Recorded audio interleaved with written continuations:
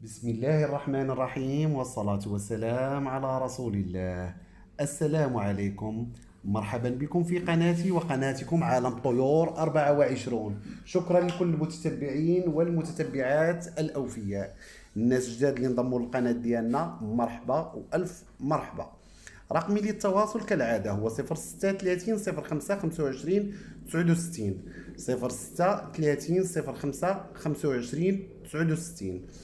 اليوم ان شاء الله الرحمن الرحيم واحد المشكل، خصوصا الناس اللي عندهم المسرح ولا ما عندهمش مثلا ليكاج فين دايرين الدجاج ديالهم ولا الكواره ولا هادي. هذا المشكل اللي طحت فيه انا، كان الدجاج عندي راني ساد عليه وداك الشيء. المهم كاينين البياضات ديالهم كيبيض المسائل. دازت فتره القالش، عطينا لي فيتامين الدجاج ديالنا، عاطينو جميع يعني موفرين جميع السبل ان الدجاج ان شاء الله يكون بياض. هذا ما كان بدا موسم البيض الحمد لله. في الاول قلنا كنساعدو كيف العاده كنخرجوا للمسرح. ويعني هذا دابا المشكل اللي بغيت نقول لكم ديال المسرح مع سبب انقطاع البيض عند المربي. هذه مساله خاص اي واحد كيخرج الدجاج ديالو للمسرح يحاول يرد البال لهاد القضيه، علاش ما كيبقاش عنده البيض. يعني هذا هو الموضوع ديال الفيديو ديالنا اليوم ان شاء الله الرحمن الرحيم. كما شفتوا انتم في المسرح في سميتو في هذا في البلايص الخم ديالهم ولا سميتو كاين البيض اللهم بارك. واخا حنا في بدايه الموسم الدجاج يلاه بدا كيتعافى من يعني فتره القالش وداك الشيء، راه بدا الموسم. كاين بعض السلالات بدات وسلالات باقين وغادي. المهم بدا الموسم الحمد لله. آه، دابا المشكل اللي بغيت نهضر لكم هو على المشكل ديال المسرح وعلاقته بانقطاع البيض عند المربيين. لان شحال من واحد كيقول لي انا راني كنعطي العلف، عطيته الفيتامينات يعني كل السبل انني موجدها كنخرجوا للمسرح يعني باش يقلب على يعني يكون عنده واحد الاحتياجات ديالو من البروتين ومن الكالسيوم وداك الشيء، ولكن ما كنلقاش البيض يعني ولا البيض قل. هذه مشكله كاينه وانا طحت فيها يعني، وطحت فيها هاد المره وقلت خصني نقلب على الاسباب. اش ما دخت يعني درت واحد خطة طريق كيسموها غنخدم عليها باش نعرف الاسباب. ان القطيع عندي مزيان، بدا كيبيض، هذه شويه فجاه تبدا كيتقطع البيض وداك الشيء بحكم اننا مخرجينه للمسرح. وانتم كتعرفوا الفوائد ديال المسرح، الفوائد عنده فوائد، ولكن في نفس الوقت كاينين سلبيات اللي من هذا الفيديو درنا على واحد السبب من الاسباب. وخصوصا الناس اللي كان عندهم المسرح بحال ديالي انا خاصهم يردوا البال لهاد القضيه. كلكم كتفاجئوا كتقولوا شنو هو السبب وداك الشيء. هو راه بسيط جدا ولكن كيؤدي ان البيض ما غيكونش عندك. المهم غتحاول انك تتبع الطريقه، غتكون ساد على الدجاج ديالك. ما تحلش عليه حتى توصل ل10 في حكاك. حل عليه وجلس تراقب.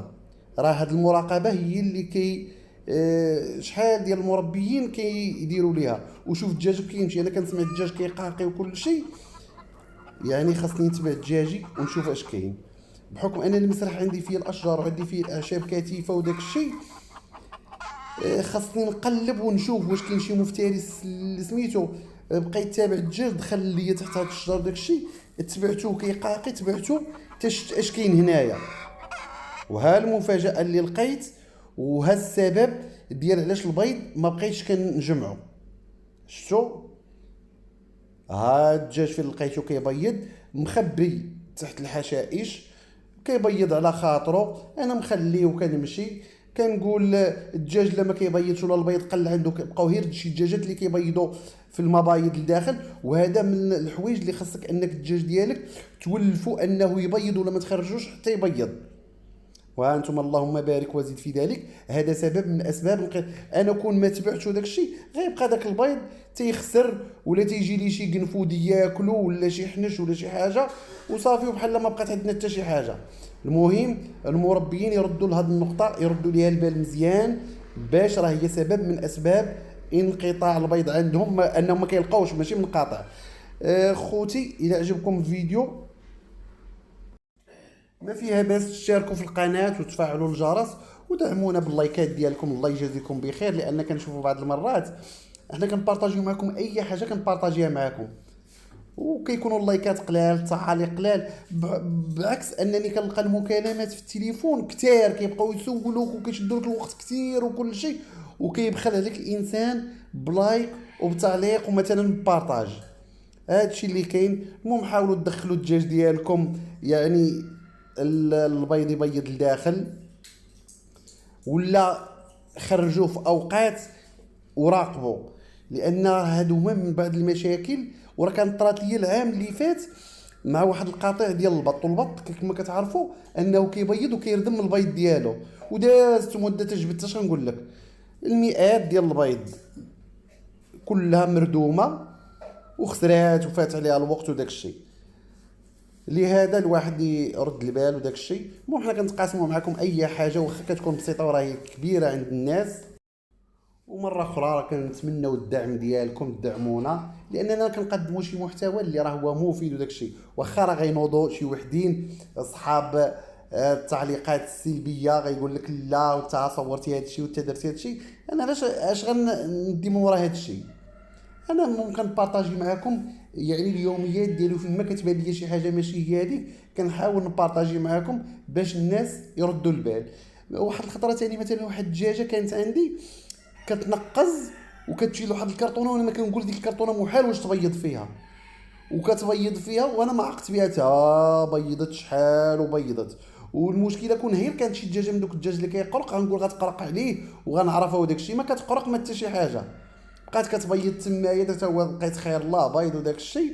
المهم نتمنى ان الفيديو يعجبكم الاخوان والاخوات، ما تنسوناش من الدعم والتعليقات الايجابيه. الله ييسر للجميع، وبدايه موسم موفق ان شاء الله للجميع. واللي بغى يتواصل معنا مرحبا والف مرحبا، واللي عنده اي استفسار مرحبا والف مرحبا على الراس والعين. نتمنى الخير للجميع ان شاء الله.